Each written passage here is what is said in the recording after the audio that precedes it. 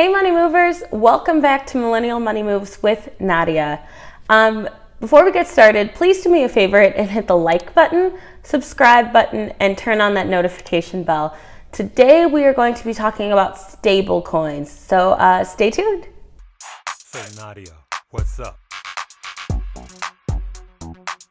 We making money moves. Who making money moves? We making money moves. You making money moves? We making money moves. We making money moves. We making money. Hey guys, welcome back to Millennial Money Moves with Nadia. As promised, today we're going to be talking about stable coins. You know how I've said that this isn't turning into a crypto channel? That remains true. However, I do want to continue to educate people. And since I've been talking about cryptocurrencies so much, I felt like I should explain kind of some groundwork of things that you should know before I did a whole video on things you should know before you should invest in crypto, but this specific coin could be useful. Stable coins are useful to know about if you're investing in crypto, and I'm going to explain why. But first, if you are looking to get started investing in cryptocurrencies, you can click on my link in the description box below, download Coinbase, and if you deposit $100, you will get some free Bitcoin. So I definitely think that's worth looking into if you haven't already. And Webull is also offering a promotion where if you deposit $100, you get 2 free stocks worth up to $1,850. And there's a link in my description box below for Webull as well. Okay, so stable coins. What a stable coin is, it's kind of in the name what it sounds like, stable coin. It's where the price for the cryptocurrency remains stable. You know how cryptos go up and down, Bitcoin, Ethereum, all of those prices fluctuate. But there's something called stable coins where the prices just remain the same. Now you may be wondering why you would need that. But let's say you want to pay someone in cryptocurrency. Well, you can't exactly give them a salary in Bitcoin because, like I just mentioned, the price of Bitcoin fluctuates. But with stable coins, you could pay them in stablecoin because you know the price is going to remain the same. So there's something called a fiat collateralization. And a fiat is when the coin is backed by the US dollar. It's tied to like a bank. So an example of one is the US dollar, and the other one is Tether. Sorry, I have a lot of notes here because there's so many names. But yeah, like I said, if it's backed by the US dollar, it's called a fiat collateralization. And these are centralized, so this isn't part of the whole DeFi thing.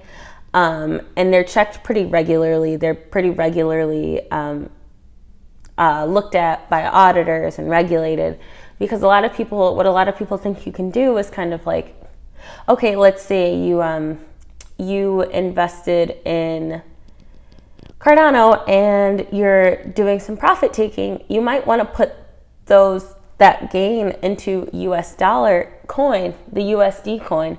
However, this doesn't mean you won't have to pay taxes on it because the government is still looking. When you guys sign up for these things, you put your social security information, and so it's safe to assume the government's watching, especially with those are pretty regulated by the government. So just a heads up for those of you who are thinking this could be a loophole for taxes, it's not really, but it's good to know what this is. If, for instance, you took profit from one crypto and then you put it into USD crypto because you were planning on buying more coins, it kind of gets rid of that step of going from crypto to a bank back to crypto. You can just keep it all within the within blockchains, which is what I think is really cool. But like I said, this isn't decentralized. So an alternative they came up with is crypto collateralization. And collateralization just means where it's like backed by, like collateral. I'm sure you guys have heard that term. So this one's still DeFi. A good example of that one is MakerDAO's DAI. And it's backed by cryptocurrency. So it's a crypto backed by another crypto. So because it's not exactly the same as the fiat collateralization, because with that one cryptocurrency is equal to $1. because crypto prices fluctuate, you can't have that one-to-one ratio. So there's something called a collateralization ratio. And with this, the crypto-backed stablecoins are over-collateralized. So every one stablecoin is more than $1 of cryptocurrency in reserve. So I don't know if that makes sense, so I'm going to explain it again.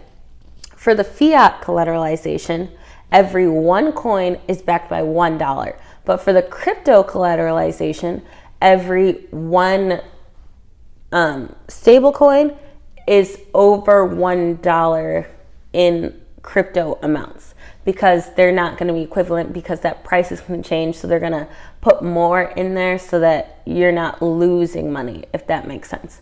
But this is still super risky. Like I said, with the fluctuation of cryptos, even this over collateralizing doesn't always work. You could still lose money, but at least it's still decentralized finance, so you're not dealing with anything tied to commercial banks at all.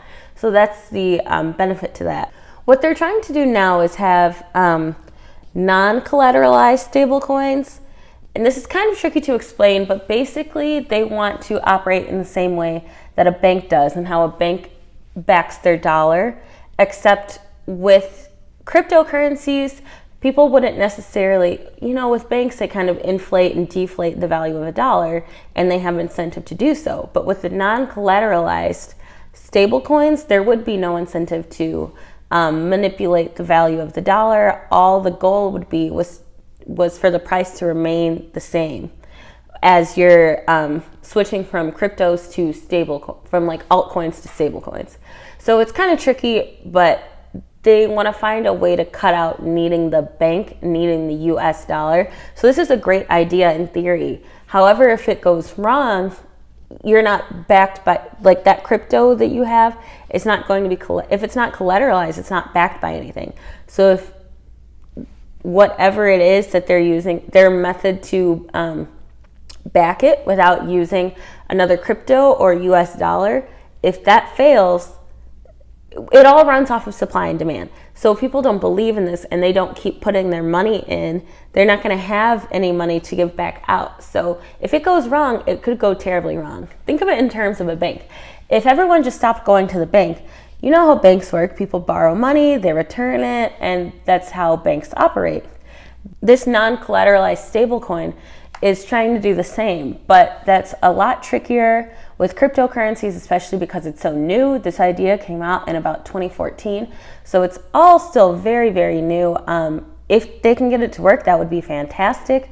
It would work through smart contracts. I'm sure that would change the crypto world for the better. That would be a really cool thing, especially with DeFi. If you're really, really cutting out the need for banks, then crypto would really start to boom. But we're not sure if that's something that's going to happen, and definitely don't know when. But it's something that I think is a really great idea. Stable coins are cool because, like I said, if you wanted to put your money from one crypto after you made your gains, hold it in like the crypto wallet wherever you're investing, and then buy a different coin, you're cutting out going back and forth to the bank. So that's something that I'm going to start to do when I start to do some profit taking. Although you guys know I'm invested in the cryptocurrencies that I'm in for the long term, so I'm not going to be doing any profit taking anytime soon that I'm planning on. Like I said, with my Cardano and Ethereum, those are long-term holds for me because I think they have a strong future. I'll definitely be doing another updated video on that soon. I hope this made sense because there's a lot of terminology. Just again to recap, there's fiat collateralized coins, and this is when one cryptocurrency is equal to one US dollar, and there are crypto collateralized stable coins, and this is when one stable coin is equal to multiple units of one crypto.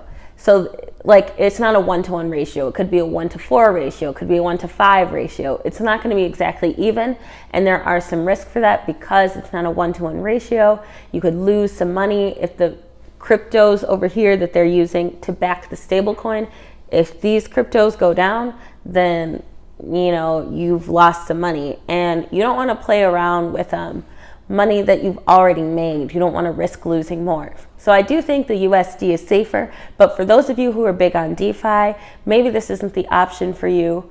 Hopefully the non-collateralized stablecoins end up working out. I think that would be really cool if there was like a crypto bank, if you will. I guess that would be the best way for me to describe it. But I hope that little summary helped consolidate all the information I was trying to put into this video. I know it's tricky, especially if you're new.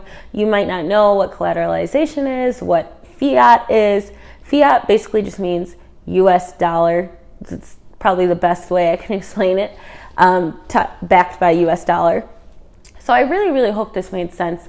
Again, please don't forget to like, subscribe, and turn on that notification bell. And like I said before, if you guys are wanting to start investing into the crypto market, definitely go ahead and click on the link in my description box below. Download Coinbase, deposit $100. There is serious money to be made in the crypto world. And with crypto, it's super volatile. So right now it's 100% a bull market. It's running, it's going, people are making money, people are excited. But the thing with crypto is you get these fall offs. So they have these drop offs. And there's this saying, when it's winter. So basically like nothing is happening. It's like, think a bear market, but like worse. Everything's red, everything's super volatile. People aren't really going to be putting money in it. But that would be a good time for you to take the gains and put them in the USD stablecoin and just hold it until you're ready to reinvest or buy some more when you're getting ready for that next bull run. Makes me think of Game of Thrones, how they'd always say winter is coming. So winter is coming because we're in a bull run. I don't know when that'll be, but for now, I'm super bullish on Cardano. Now you guys know about stablecoins, something to keep in mind for the future when winter finally arrives. And I don't mean the weather outside, I mean winter is in the crypto having a dead period. So again, stay tuned for more updates on what's happening with the crypto world. I'm not doing anything too big in the stock market right now. Ford, I'm still in Ford. WY has been up. That was one I mentioned on here with the lumber. But aside from that, that's all I have for you guys. So stay tuned, keep watching for more content. Have a good day. Bye.